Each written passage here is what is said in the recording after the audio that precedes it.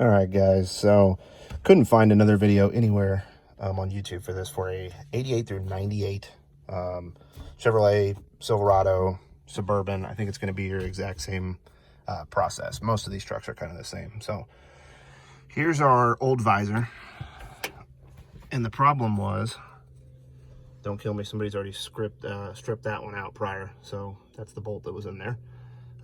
That had gotten loose, and both of my visors were just kind of flopping around. And so I ordered some new visors from LMC Truck here. And it turns out I'm probably not actually going to end up needing those. It's about $100 for the set, so it's pretty pricey if that's the route that you go. I didn't find too many better alternatives. So when you get the new ones, it's kind of hard to tell. This is going to be your new hardware, and it's actually just press fit.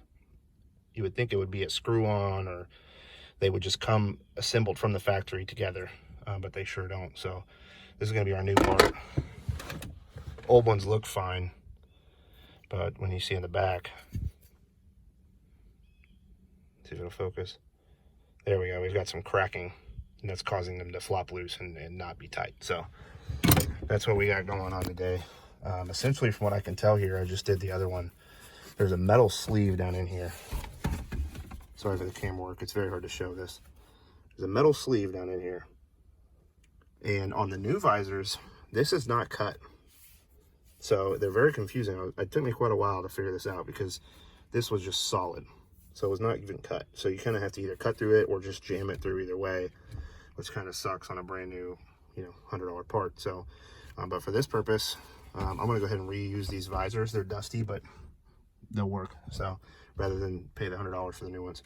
So basically you're just going to press fit this here, and I'll check back. So what I've started here and what I've done the other side was I've got this just kind of set up, just gently pressed in there in the orientation that it will sit when it's in its normal up position. So from there, you basically just got to force this thing in there real hard. I thought about greasing these or something, but at the end of the day, the reason that the old ones kind of were floppy was partially due to the fact that they weren't connected as well inside there.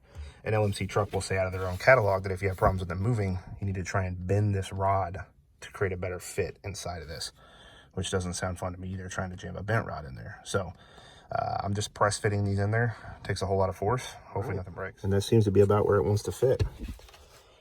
So now we can see, we get that up there in place.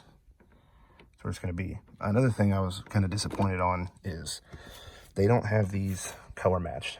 So at some point I'm gonna have to take these off, tape them, and paint match them when I get some interior paint that will match. But wanted to get this taken care of today while I have some spare time. We have two new fully functioning visors. Thanks for watching.